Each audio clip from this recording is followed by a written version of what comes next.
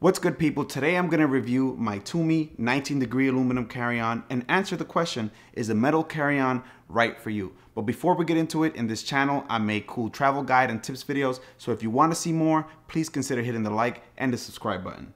The aluminum 19-degree carry-on comes in two different sizes, the Continental and International version. The Continental version, because it's slightly bigger, can fit more things. Now, the International version, because it's smaller, can fit into more overhead bin spaces. So if you're a person that travels on a lot of international or regional carriers, I definitely recommend picking up the International version because you're going to be able to fit it into more airlines' overhead bin spaces. Here's a few general things to keep in mind about metal carry-ons. They don't expand, which can be a problem for people who like to overpack or they like the flexibility of being able to make their carry-ons hold more things. And because these carry-ons are made of metal, usually aluminum, they will get scratched and dinged up over time as you use them more. I don't see this as a problem at all. Scratches and dings on regular fabric or plastic carry-ons make them look nasty, dirty, dated, and just not pleasing. But the patina that a metal carry-on develops gives it character and makes it look cool, in my opinion. They're like battle scars, and having them on my carry-on reminds me of all the cool trips I've taken. I love the look. I had this carry-on for over 3 years and I've traveled over 70,000 miles with it, and I love that it survived everything from falling off a van to being checked in a ton.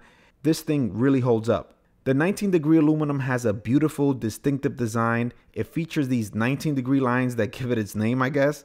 One of the reasons why I went with Tumi was because other metal carry-ons tend to look the same, but this design separates it from the others. The construction is top-notch and super sturdy.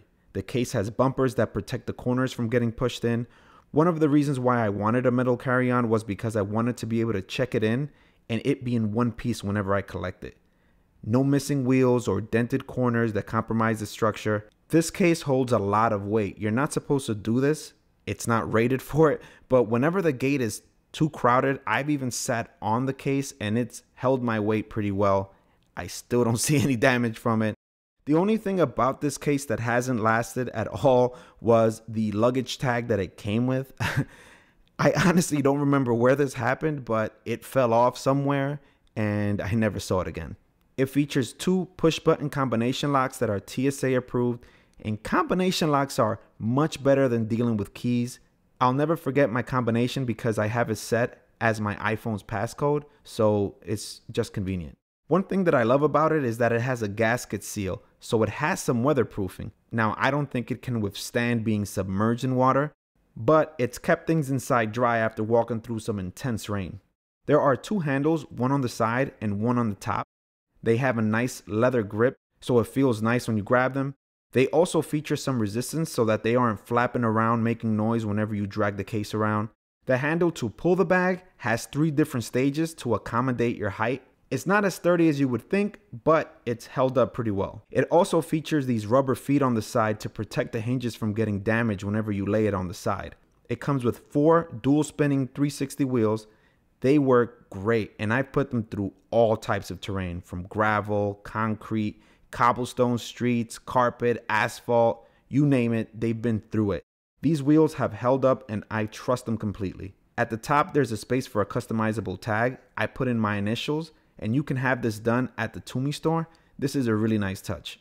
Inside, you have 2 mesh zip pockets that you can use to store things like paperwork or a passport. They latch on to the side of the case and they help to keep things inside from falling out whenever you open the case.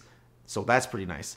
Interestingly, only one of them can be removed because the other side has a tag attached, so that if anyone ever finds your bag, if you ever lose it, they can contact Tumi and Tumi can contact you. I believe that's how it works.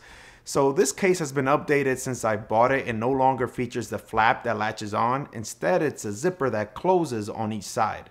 Inside, you have a really nice lining as well as a compression strap.